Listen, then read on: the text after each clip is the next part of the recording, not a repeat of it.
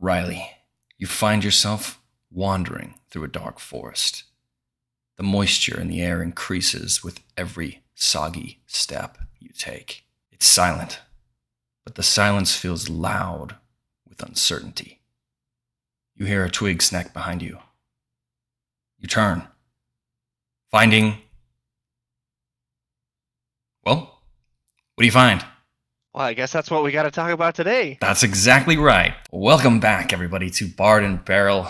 This is a wonderful time to have you with us here today. We're going to be talking a little bit about combat encounters as well as how we plan for those combat encounters. Let's hop right into this, Riley. Okay, so you're running your campaign. You've got your adventure rolling. You've got your quests coming in for your players, and now it's time to plan out your combat encounters. Walk me through your process. What do you do? Where do you start? And how do you get to, dotting your I's and crossing your T's? That's a good question.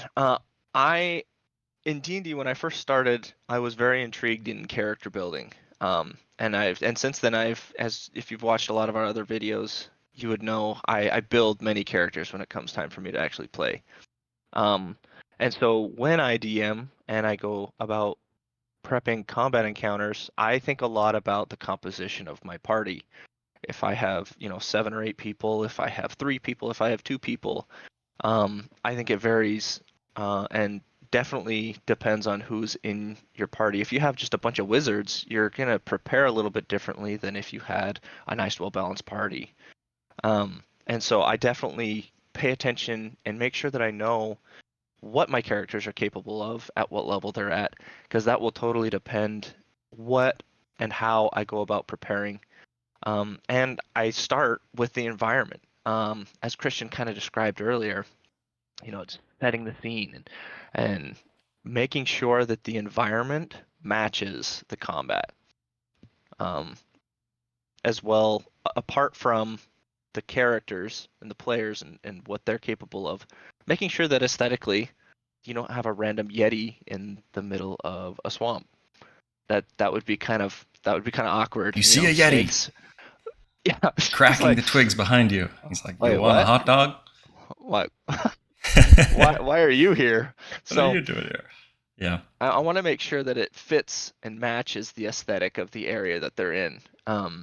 And also, does it make sense that they would be, if the party was resting and the person on watch is hearing this or something like that? Good point. Is it something that would be nocturnal that would actually hunt at night or be? Now that's a little more complicated than what you probably need to think of. You probably don't have to think about all that. That's just my thought process. And to me, I think it helps a lot and narrows down because there's so many books. We have the Monster Manual, we have Monsters in the Yeah. Multiverse, we have Volo's Guide to Monsters. I think there's even a fourth book. There's so many different types of monsters that you can use in D&D, and so being able to just narrow that down just a little bit is huge. It totally changes your planning process and makes it a lot easier. Cool. Well, let me give you a little bit of a scenario and go ahead and walk me through this process of what you just said. So you're gonna pinpoint what your players can do. You're going to then come up with monsters that fit within said setting, we'll say, and then we'll see how you fill in the blank. So let's say your players are tasked with retrieving this legendary magic item that can, let's say, slay a dragon in a few blows. Okay, it's hidden up in the temples of snow-capped mountains, guarded and worshipped by these cult monks, perhaps. How are you going to go about uh, planning said combat encounter? Um, so talking about this, I'm gonna skip over the character aspect as, we don't have really an example of what our party composition is. So based off of the aesthetic, there's probably a little bit of valley or, you know, non-mountainous terrain that they'd have to trudge through to get to the base of the mountain, and then you have the mountain pass or the mountains that they'd be trudging through. So you kind of have two different areas here.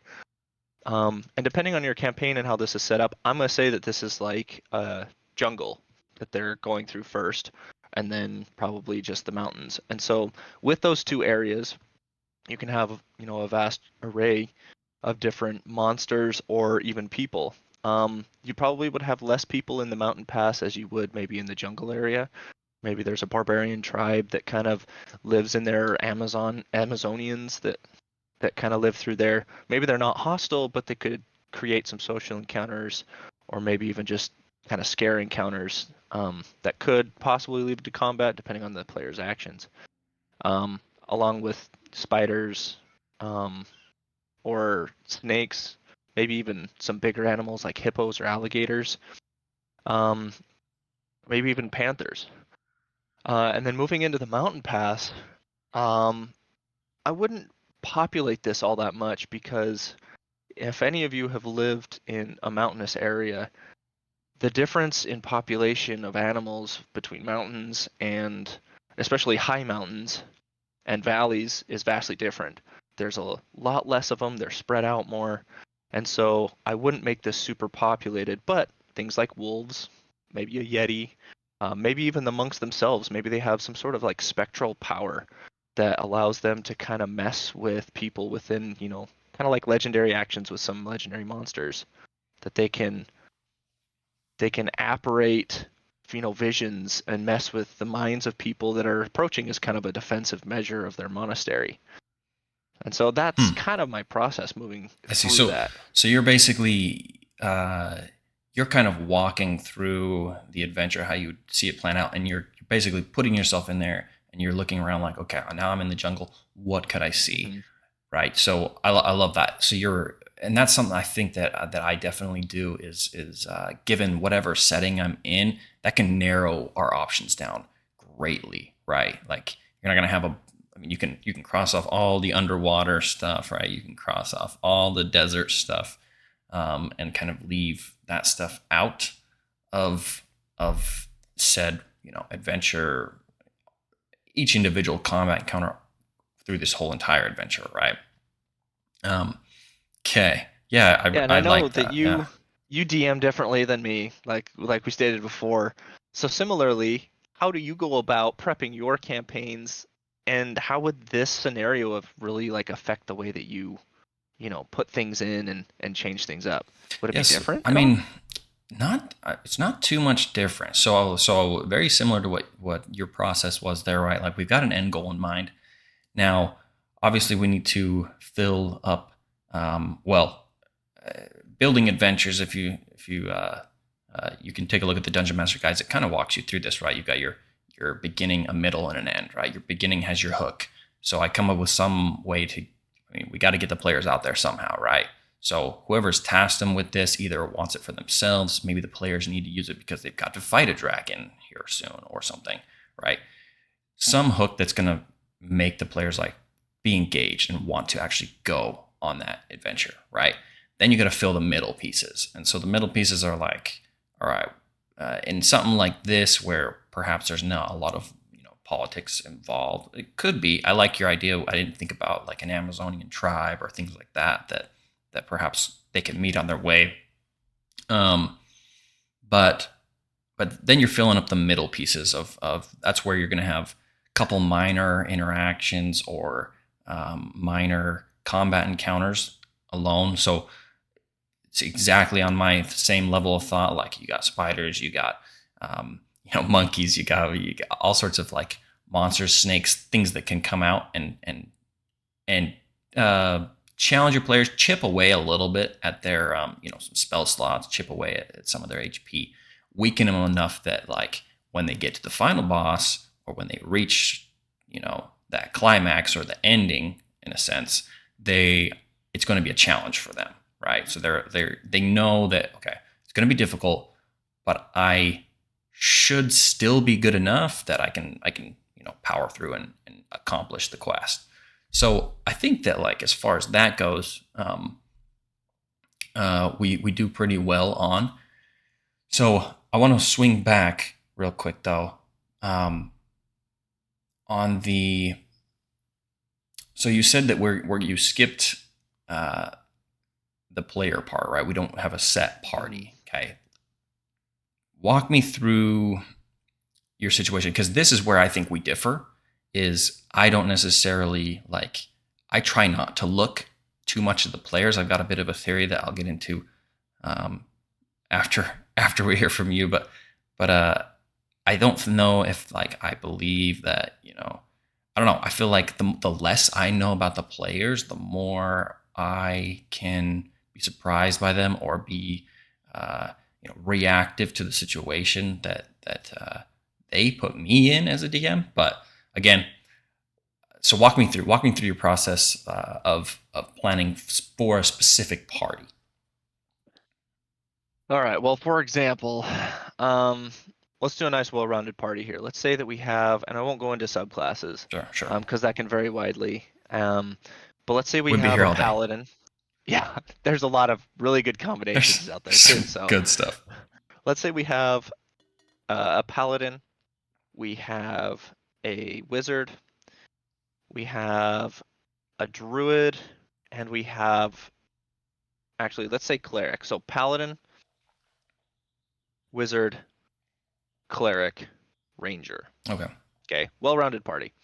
Okay, let's say that the ranger is specifically archery based. So we have a ranged, we have kind of a support, either a DPS or utility wizard, and a frontline fighter Tank. Yeah. slash tank. Cool. So in my eyes, this is a very well-rounded party, and it's very hard, especially with the paladin, for saving throws. We got two spellcasters who probably have good mental stats, and we have a good tracker. Um, it's very hard to kind of find a weakness in this party. Um, and so for that, that in my eyes takes the challenge rating of the monster up a level. I now need to look outside the box and really push to challenge this party, because if you can remove one of those pieces, one of those pillars, those four players essentially, not killing them, but say that you can split the party somehow, they now have a weakness, they now have a hole. And so something in combat, these are probably very good um, at spotting enemies early because of the ranger, at holding them off because of the two spellcasters along with the paladin, who's partial. Well, they're all kind of partial spellcasters in some sense too. So, see, if we're getting into stuff now, they're all Sure, sure. spellcasters. Like that really changes the game Yeah. because spellcasting is so powerful in Oh, D&D it's that incredible. mere mortal animals are probably not going to be all that much of a challenge throughout this entire encounter. And so I would really want, just thinking about maybe the monastery, for example. Okay. Considering this party, we have a lot of spellcasters, we have a lot of high good stats, good saving throws because of the paladin, as long as they're sticking together. So with these, if this decides to be some sort of combat encounter at the monastery, if the players decide to take it that route, I definitely want to make it somehow to where I can separate the paladin from the rest of them, because that will allow me to get rid of that aura of protection that he's bringing to the table. It's going to force the cleric to decide which set of people he's going to hang out with to keep alive, Okay. and it now gives me an option. And so this is a little bit more strategy than picking monsters, but I definitely want to give them maybe something that doesn't exactly target mental stats as much, because the only person in this party with really good AC is probably going to be the paladin, maybe the cleric with Mm. some of the spells and Yeah. capabilities that they have. But the AC is really low for this party comparatively. And so I probably want to go with stuff with bigger attacks Mm. than mental magic abilities, because they're going to be a mental cage of just fortitude, man. They're Sure. going to be really hard to penetrate that way. And so maybe the psychic protection is, normally a scare tactic, but ends up being kind of a laughing stock for the players. And so, but they get up there and find out that, the monks are actually, these big beefy dudes that, Yeah. They that, all they you know, all just all they eat is whey protein and work out and and eggs. worship They're these things. Gastons of They the, just drink. Raw eggs. Yeah. Okay. Yeah. I like it. Yeah, So that's a good point. Maybe they're not I would just. change I would change that up a little bit. Okay. Originally I was thinking of them being kind of like Psy warriors and being Sure. very mentalist, Um, Yeah, they'll but beat if you up that's with the your mind. party, yeah. And just to give the players a little bit of a challenge, I'm not doing this so that as a DM I now have, you know, a challenge that's going to kill the party. That's not Sure. the reason I'd be doing it. I want this, like you said, the final encounter to be somewhat of a challenge. It's very disappointing as a DM when you create something that you thought was going to be a challenge and the players just walk all over it and make it seem Yeah. like it wasn't even a boss fight. It's kind of unsatisfying. At least for the DM, it might be a little bit for the players too. Kind of like, wait, that was the boss fight? Yeah. Like I've had a couple of those. Yeah. it leaves you So, both kind of wanting more. yeah, that definitely, right? Like, it doesn't quite hit the end, the climax, if you will. So it sounds like you kind of treat it more like a PvP situation in a sense, right? Where maybe you're not out to get the players. I don't think I would ever get that like No. feeling from you, right? Where like you're like I'm out to kill you guys, but you definitely play against us or play against your players, like in a PvP type combat. You're like, okay, strategically, like how can I eliminate, um, how can I split the party up, pinpoint all these weaknesses? How do I chink their armor, right? Like how do I get through that? So Well, and yeah, similar to how the players should play as well is kind of I do play very much as a DM like I would as a player. I think yeah, of if I were a group of players going up against essentially this group of players, which are the players playing the D&D campaign, what would be the best strategy? How do I separate people to like pick them off? How do I keep my people alive? You got to think the same because the enemies you're putting up against your players are living, breathing, you know, right, enemies. yeah. And so they should ought to think the same or similarly strategically, unless they're goblins and they're a lot more disorganized. Yeah, no, and I think that's something that's interesting that you definitely should take into account, right? Like, what's the intelligence and wisdom levels of my enemies that I'm facing these characters, or that I'm throwing at my players?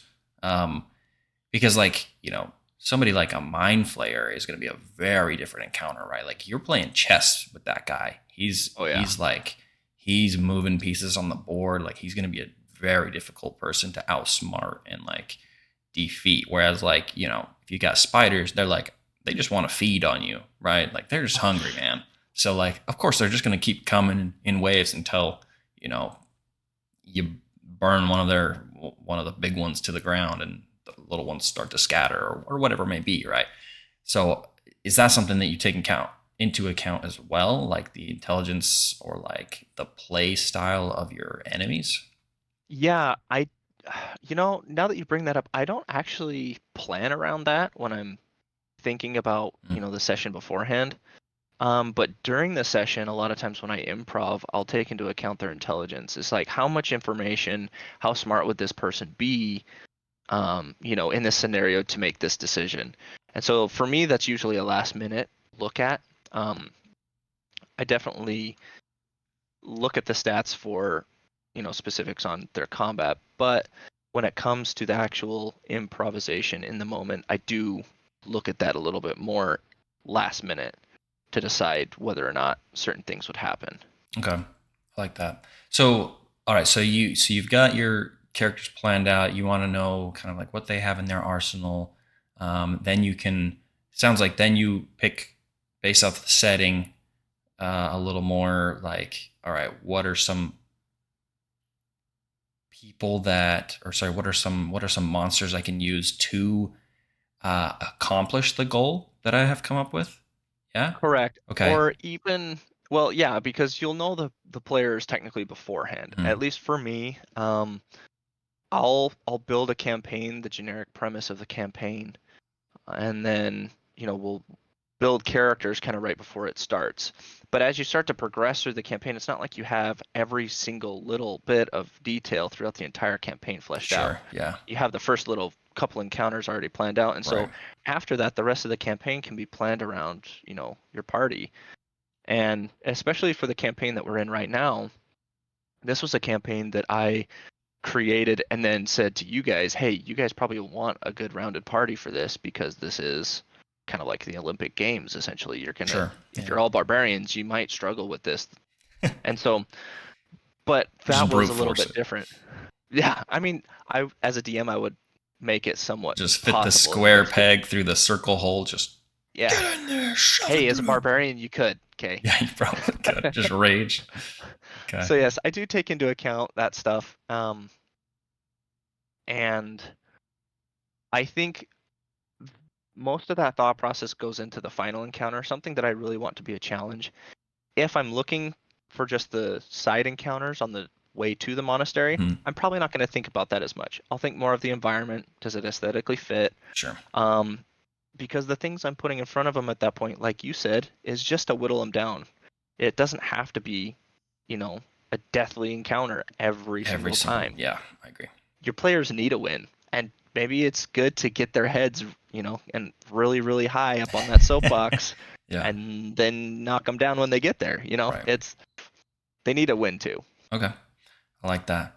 Yeah. See, I'm with you on a lot of this stuff. I would say, like I said before, I think that like my I try to stay like pretty agnostic to like what the players, uh, are are are Capable of. capable of in a sense of like because I don't know, I don't, maybe I just don't trust myself of like because if I know like all right, he's got this trick up his sleeve, like I can't help myself but to want to like like have him do it in front of me and then have the enemy just like, oh, too bad, kind of a thing, right? And that really kills a lot of like your players' morale. It's okay to do that every so often, I think, right? Especially if they're like abusing it. Like remember when we had I remember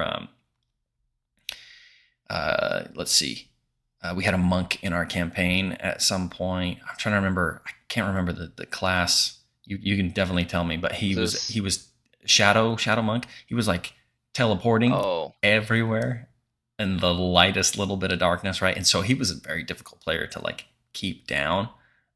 He was like a rogue monk or something like that. I can't remember the yeah. stat block. Um, but anyhow, so like but for the most part, like, yeah, generally I try to stay um, just like pretty fresh. And then that way I can kind of put myself in, like you said, this is more like boss battle type stuff where I can put myself in the enemy's shoes and be like, okay, like, Yeah. how is the enemy going to react to like these players that just showed up on his doorstep, right? Like, and try to like do so. And I feel like I do better to shift the battle dynamically, right? Like bring in like, okay, the players seem to be like they can make massive attacks on the main boss way too often, more often than I'm comfortable with. Okay, like let's bring in some waves of some minions that now eat up a lot of those actions and keep the boss a little more like healthy in a sense. And so different things like that, or like maybe I got to shift some HP or damage resistances, or maybe I've got to include a couple legendary actions or whatever I may need to do to be able to like even out the playing field a little bit, so that it's not a complete sweep by the players, but it's also not like the most deadly encounter they've ever run into, Yeah. where they're in an impossible battle and I have to bring in some sort of divine intervention to relieve them of their suffering in a sense. Like that, both of those extremes I feel like are very, very uh poor places that you don't want to end up in as a DM. So um so yeah, so anyway, that's my 2 cents on that. And I think the difference comes from I'm not the best at improvisation, and I know that. I know that's one of my weaknesses as a DM. And so knowing what the players are capable of allows me beforehand to think of every possible scenario so that I as a DM can be prepared for whatever way you as the players might take it. And so not only just knowing what the actual mechanics of the players are, but knowing your players and what they like to play as. Are they storytellers? Are they actors? Are Right. they, whatever? Also helps me as a DM make the best game for my players. And Sure. where you, I believe, are a lot better at improvisation. Your improv level is much higher than mine. And so for you, that also allows you to, I don't really care because in the moment I can just take it where I want it to. Shift things as it is. So let me ask you And this so question real quick then. So players, if you've DM'd before, you know that players are out to ruin your life, right? That's their goal. That's their purpose. All right, not necessarily, but um, let's just say you can't plan for everything, right? So how do you manage, let's say, when a player steps kind of like out of boundaries or maybe outside of things that you anticipated? yeah.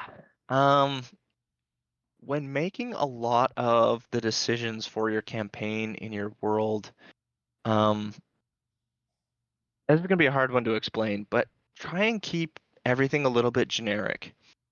Um, keep it so that if, say, the players, have heard of this monastery, maybe they don't know it's in the mountains, but there's a secret monastery. It's a legend lore. It's just a secret monastery that houses this wonderful weapon somewhere within the world.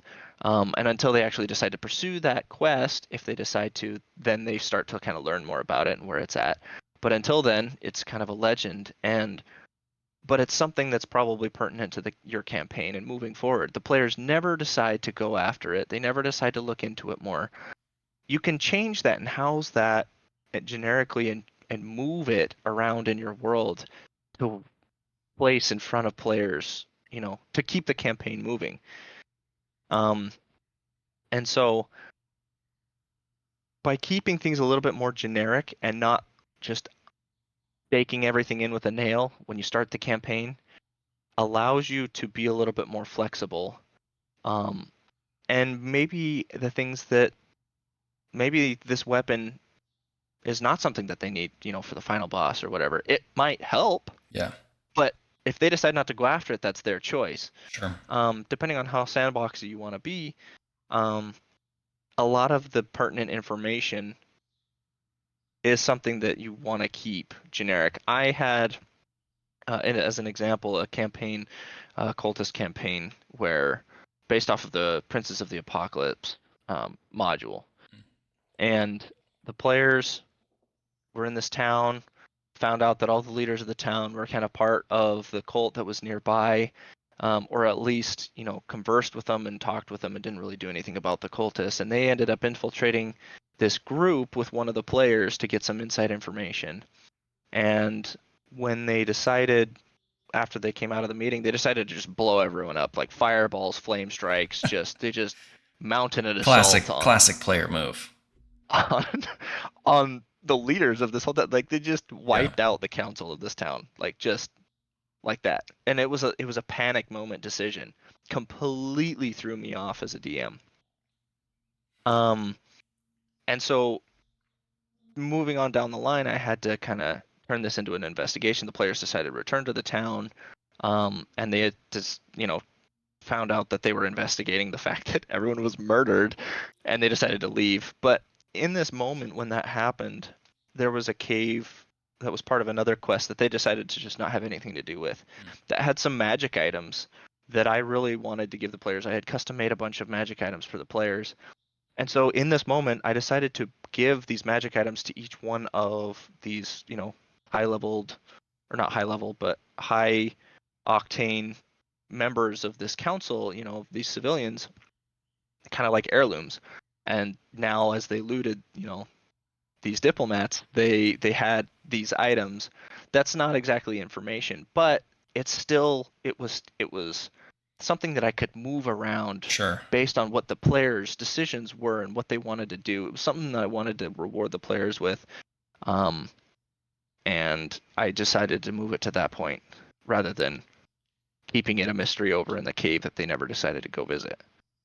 Yeah, no, that makes sense. Okay, so I like that because I've done that same thing quite a bit, right? I've had I've had I've had plenty of let's see, side quests, adventures that, like, I've got like riddles or different things like that set up, and like a couple different tiers before you can even reach to the point where you're supposed to go. And I've had players that walk up there, it's like, open sesame, and the door just like, I'm just like, frick, like how did you see right through that? Like they just like, the riddle was not hard, or like they walk up and like one of the players just is just like, yeah, I'm just gonna like cut my arm open and place my blood on this and see what happens. And lo and behold, like of course the door opens. I'm like, how the heck would they even guess that, right? Like super random. I've also had other ones where, where sometimes as DM I'm like, oh crap, like I gotta switch this situation up because like this is going nowhere, right? And so you've got to like either somehow work in some hints or things like that to for players to like, solve problems, or maybe your big bad guy was way stronger than you thought and you just about one shot a player off the bat and you're like, whoa, um so yeah, I think that's an interesting piece. That's definitely, I would say, one of the most difficult pieces of it, right? Is improving like on the go, or like, working those things into other pieces of your campaign. But it's totally doable, right? Like you could definitely, if players don't ever enter into a dungeon or a temple that you've had all built out, you could easily like shift that over, Yeah.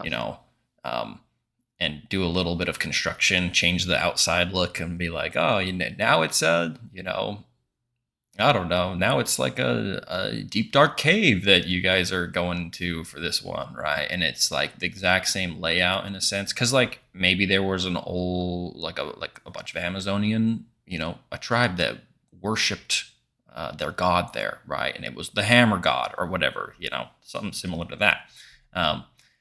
Maybe change the weapon type. Like they don't want to be too obvious.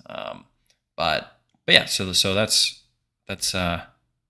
yeah, I really like that. I like being able to move move things around as needed. Like your prep is not to be wasted, right? Players might not do something Oh. exactly what you wanted them to do, but it sounds like you got an example, right? No, you spend so much time as a You do. DM away from the screen thinking of stuff for your players. It's really hard when you spend 4 hours on a specific thing and your players take 5 seconds to dismantle the whole Oh, thing. It's yeah, it's very hard because you're like, that was a lot of my time that now has kind of gone wasted. And so by keeping your world a puzzle piece and you put it together as the players move through the puzzle, like it makes it easier. The world exists, you have all the pieces. It's just you haven't exactly decided where those pieces go yet. You haven't decided what shape they are and what fits best together. It makes it a lot easier as they go along to be like, yes, this has always been here. And to the players, that's the world has been already laid out, right. it's concrete, and they just need to go explore it. But behind the screen, you're like, okay, this would actually be perfect right now. Boom, here it is. You know, Yeah, I like that. and it makes it a lot easier as a DM because your prep now is always useful. Yeah, no, that's a good point. And I also like that, like in that example you gave, the players totally like went outside the box. They just decimated the leaders of that town, right? But I like that you didn't like punish them, right? Like even though this was not something that like you like foresaw, um, it wasn't like an immediate like punishment. Like now, I'm sure there were probably consequences like to actions, as I believe there should be, Correct. right? But like as far as like there wasn't just like a band of guards that just rolled in and like Yeah. encountered the players or things like that, right? So so I don't know. I think it's great that when your players do thwart you, like all your plans, like to let them have that win, um, or kind of like you're just gonna have to shrug it off, unfortunately. And it's okay. I think like I've had some situations where I'm like, crap, like I'm like literally out of content. Like this was totally unforeseen, and I'm like, guys, like I leave this on like a cliffhanger or something. We end a little earlier than normal, or um, and heck, I don't know. I don't know. I might have too much pride in me to be able to say like, guys, I'm out of content. Can we pick this up next week? But that's like totally an okay thing to do, right? It Um, is. so yeah, that's Because as interesting. well, the being prepared as a DM is important. And by doing this puzzle, it kind of helps you as a DM in that scenario that you were saying, be able to like, I have content. It's not exactly in this area, but I could make it work, to kind of Yeah, continue the fun, and so it also makes you more flexible as a DM. Um, and something that can help you with this too is don't don't keep pertinent campaign important information or plot hooks behind checks. You know, if the players have to make a check to get the information, 75% of the time they're going to fail and can't continue with the campaign. yeah, And you've got to randomly figure out how they're going to get this information. Now, don't ever keep it behind checks. It's information that they're going to run into by doing other things. If they're checking for loot in an area, it just happens to be one of the things they find no matter what they roll. It's already information they're going to get. It's just a matter of what extracurricular stuff are they getting with that roll. And this helps you right. keep the story rolling and allows you to then piece this together, and it takes the stress off of you of like, crap. Everyone in the party failed their investigation check. How are they supposed to find this now? What do they do now? Yeah. Yeah. Yeah, no, that makes me think of Skyrim, right? Like maybe like the shouts aren't necessarily like gaining and learning those shouts aren't necessarily like campaign like core campaign information, but it plays fully into like you're a dragonborn. This is what you The do. lore. Um, Yeah. and maybe I'm wrong here. I could very well be wrong, but like I can't think of a specific situation where you just like happen upon a shout, right? Like it's always like at the climax of like Hmm. you make it through this, deep dark cave. You killed a bunch of these things that jump you, and boom, you're rewarded with this shout. Or you take on a dragon and you take it out, and boom, you're rewarded with this shout. And like so, like they're at these pivotal moments instead of them being, like you said, hidden behind a little a paywall. We'll put it that way, right? Yeah. Where you're There you gonna go. have to make a transaction, and you know you may not have enough money to make that transaction, and you're not going to get the information you need, right? So that's a Yeah. good point. That's a really good point. I like that. But cool. Um, awesome. Well, we're gonna wrap that for this video, so that we don't keep going on for a couple more We years. can rant forever. We can go for a little whiles, and maybe we'll do a big long thing where you guys can More hear in us depth. rant all Yeah. you want. And we can just dig into this and just keep going. Okay, we will catch you guys next time here on Bard and Barrel.